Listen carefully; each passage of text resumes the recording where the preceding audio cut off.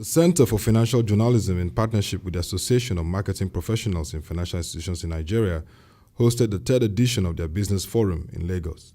It focused on the theme, Fintech and Financial Service Delivery in the Digital Age. Keynote speaker, Mr. Deremi Atanda, Executive Director System Specs, shared the dynamics of technology and innovation in the fourth industrial revolution and how Nigeria can leverage on Fintech to boost financial inclusion. Talking about economic diplomacy, and say when we do not know what we are, we do not know how to optimize it because we can't place value on what we have. And there are quite a number of things that have happened in this country that can be easily taken out to put Nigeria where it should belong. We all know about the fourth economic revolution. It's a digital age. It's a knowledge age. If anybody is still competing based on natural resources, you are a goner. So it's a shame if anybody continues to describe Nigeria at this time, almost 60 years after independence, as an oil-producing country. Financial services will not change. It's how financial services will be delivered that will keep evolving because that follows the natural trend of social evolution. And those people who understand that the society will always change are the ones who will always lead.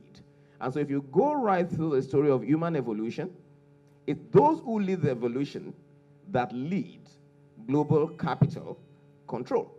So even when you talk about the Industrial Revolution, it was those who are the forefront that were leading the world.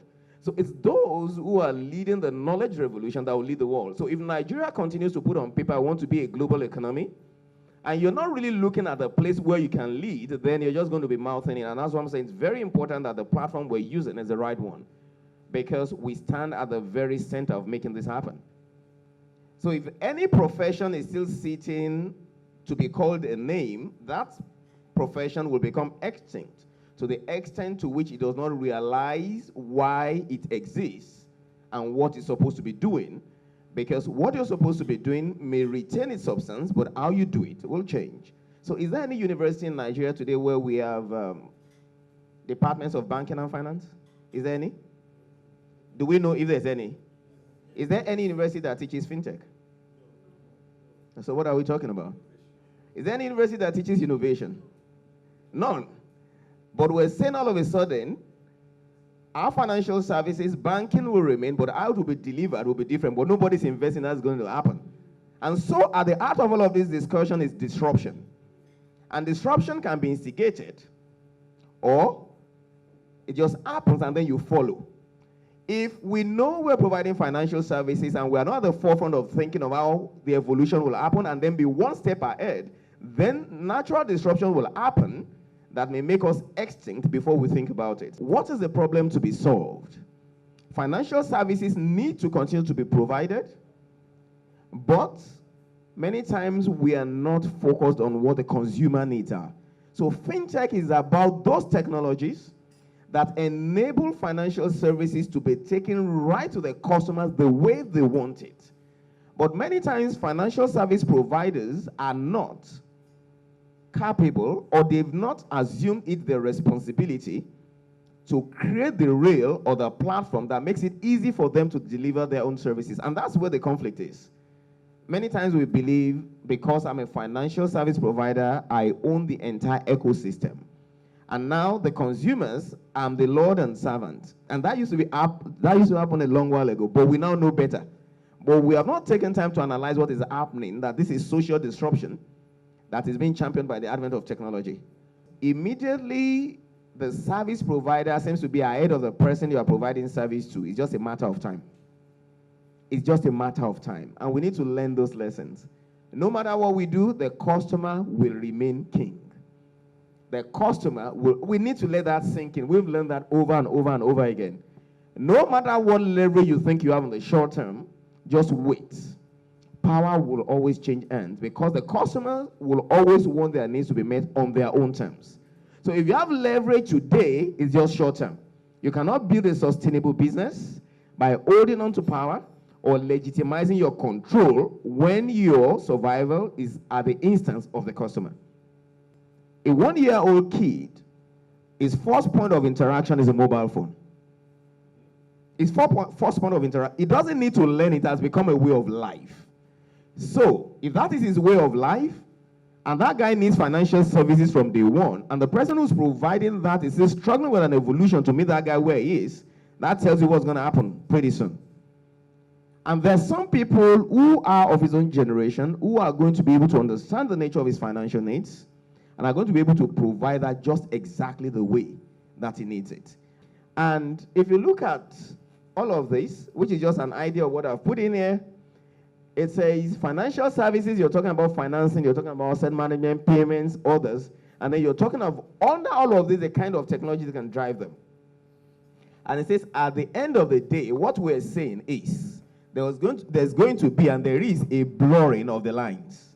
So somebody thinks I am licensed to be a bank, but nobody needs to license anybody to create technology. But the guy who creates technology suddenly finds out what you're calling banking, if I provide the tech, I can do it.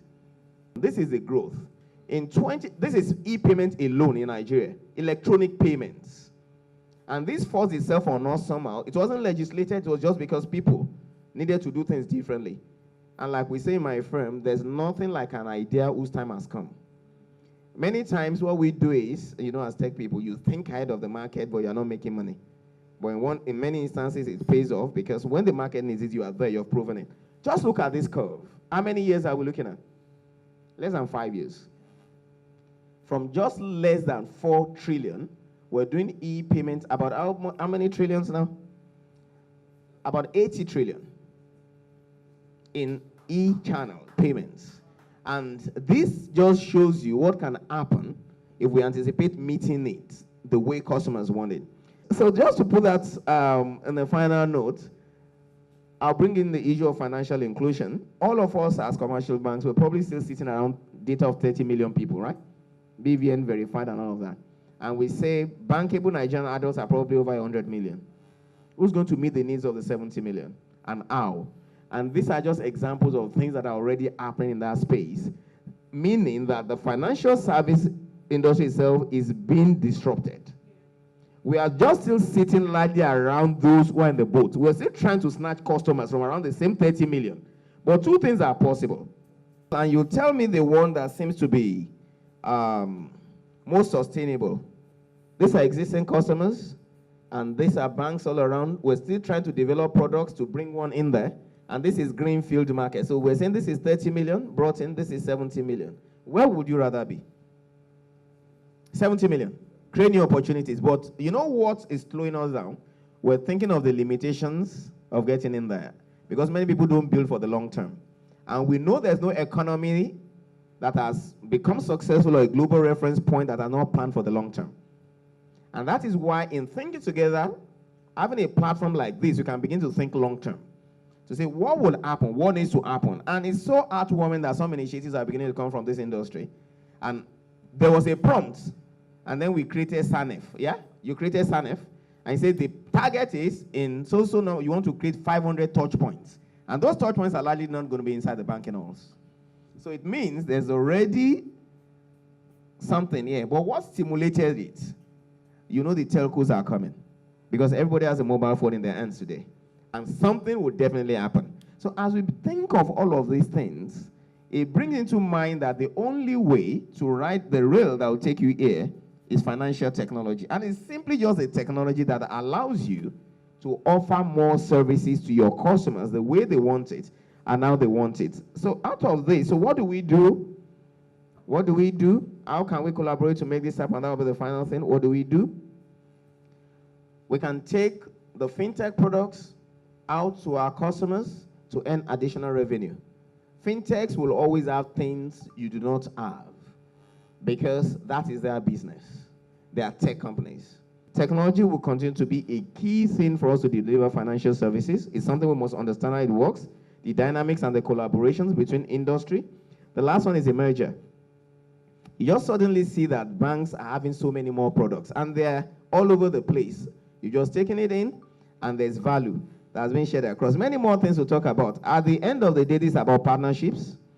It is not a threat one bit. It's to understand these blurring lines that we may not continue to be all we've always been.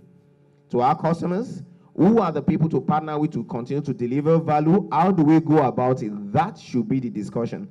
And especially on this platform, it is time for us to shape the narrative that this is a unique opportunity for financial service providers well beyond our scope.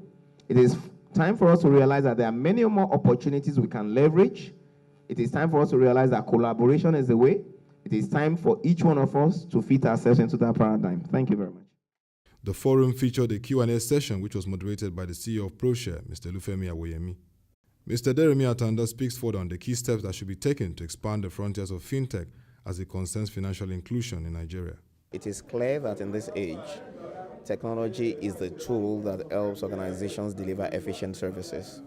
So looking at the financial services sector, the way they deliver their services need to significantly change to match the requirements of contemporary users and customers, and that's where fintechs come in.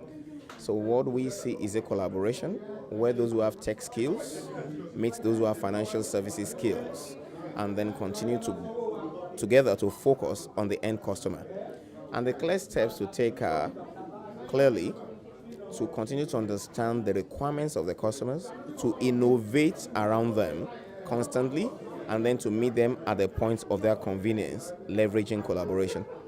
The major takeaway from this forum is the role CFJ and ACAMB have to play in shaping the narrative and showcasing Nigeria as a reference point for fintech in the globe.